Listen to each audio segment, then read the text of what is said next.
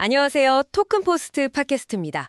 퇴근길에 들으시기 좋게 오늘 2025년 6월 13일 암호화폐 시장의 주요 흐름과 또 주목할 만한 소식들 저희가 간추려 드립니다. 오늘 보니까 전반적으로 좀 조정 분위기인데 그 속에서도 흥미로운 지점들이 좀 보이네요. 네, 맞습니다. 오늘 시장 전반적으로 하락세를 피하지는 못했고요. 주요 암호화폐들도 그렇고 대부분 알트코인들이 좀 하방 압력을 받는 그런 모습이었죠. 이런 날일수록 오히려 큰 그림을 좀 봐야 합니다. 네, 그렇죠. 그럼 바로 시세부터 한번 짚어볼까요? 비트코인, BTC가 어제보다 한 3% 정도 내렸네요. 10만 4천 달러 선. 우리 돈으로 하면 약 1억 4,300만 원대에서 움직이고 있습니다. 그래도 다른 코인들보다는 좀 덜 빠진 것 같기도 하고요. 네, 가서요. 비트코인은 그나마 좀 나은 편이고요. 이더리움만 봐도 낙폭이 훨씬 커요. 이더리움 ETH는 8.5% 이상, 꽤 많이 하락해서 지금 2,500달러 선, 그러니까 약 340만 원대로 내려왔습니다. 8.5%면 크네요. 리플이나 솔라나도 많이 내렸죠? 네, 리플 XRP도 한 6% 가까이 빠졌고 솔라나는 더 빠졌어요. 9% 넘게 하락했습니다. BNB, 도지코인, 카르다노 이런 다른 알트코인들도 대부분 비슷한 흐름이었습니다. 트론 정도만 좀 선방했고요. 그렇군요. 시장 전반이 좀 숨고르기를 하는 것 같은데, 근데 이런 상황에서 좀 눈에 띄는 게 비트코인 점유율이거든요. 전체 시총은 줄었는데 비트코인 점유율은 오히려 약간 올랐어요. 63.93%로. 반면에 이더리움 점유율은 좀 내려가고요. 이건 어떻게 봐야 할까요? 그건 전형적인 현상인데요. 보통 시장이 좀 불안하거나 변동성이 커질 때 투자자들이 상대적으로 이제 좀 더 안전하다고 생각하는 비트코인으로 자금이 몰리는 경향이 있거든요. 네, 그래서 알트코인보다는 비트코인 낙폭이 좀 적고 점유율은 오히려 오르는 거죠. 포트폴리오 점검하실 때 참고하실 만한 그런 지표입니다. 알겠습니다. 알트코인 변동성이 부담스러워서 비트코인으로 잠시 자금이 옮겨갔다. 이렇게 볼 수도 있겠네요. 자, 이렇게 시장이 좀 주춤한 가운데 상당히 좀 놀라운 소식이 하나 들어와 있습니다. 미국 재무부 제재로 예전에 폐쇄됐다고 알려졌던 텔레그램 기반 불법 마켓 후이원이라고 있었잖아요. 여기가 여전히 운영 중이라는 분석이 나왔어요. 네, 맞습니다.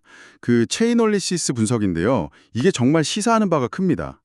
미국 정부가 분명히 자금 세탁 위험 조직으로 딱 지정하고 웹사이트랑 텔레그램 채널까지 다 차단 명령을 내렸는데 그런데도 여전히 수십억 달러 규모의 거래를 계속 처리하면서 아주 활발하게 운영되고 있다는 거예요.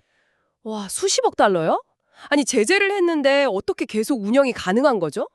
그러니까요. 이게 결국 규제 실효성에 대해서 좀 근본적인 질문을 던지게 되는 거죠. 정말 대담하다고 해야 하나. 단순 웹사이트 차단이나 채널 폐쇄만으로는 이게 막기가 어렵다는 뜻이겠네요. 정확합니다.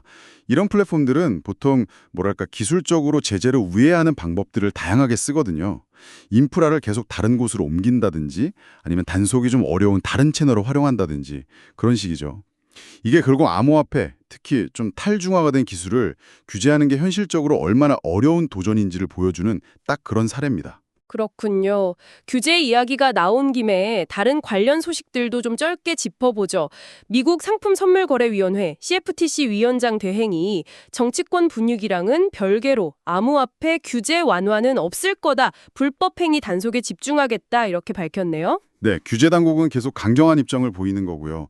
근데 또 동시에 베터마켓이라는 비영리 단체에서는 SEC, 그러니까 증권거래위원회가 너무 투명성 없이 정책을 밀어붙인다. 이런 비판도 나왔습니다. 그리고 금 기반 암호화폐라고 속여서 투자금을 가로챈 마이비코인페이라는 곳이 있었는데 여기서 거액의 벌금과 배상 판결을 받았다는 소식도 있고요. 규제를 둘러싼 줄다리기는 계속되는 모습입니다. 규제 불확실성은 여전한데 그래도 시장은 또 나름대로 움직이고 있네요.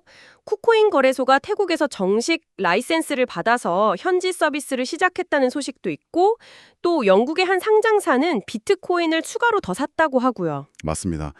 단기적인 투자 심리를 좀 엿볼 수 있는 지표로는 선물거래소 롱숏 비율이 있는데요. 지금 3대 선물거래소 기준으로 보면 하락에 베팅하는 숏 포지션이 한 52% 정도로 상승을 보는 롱 포지션보다 약간 더 많습니다. 그러니까 단기적으로는 조금 더 조정을 염두에 두는 투자자들이 많다. 뭐 이런 신호로 해석할 수 있겠습니다. 네, 단기 심리는 약간 아래쪽을 보고 있다.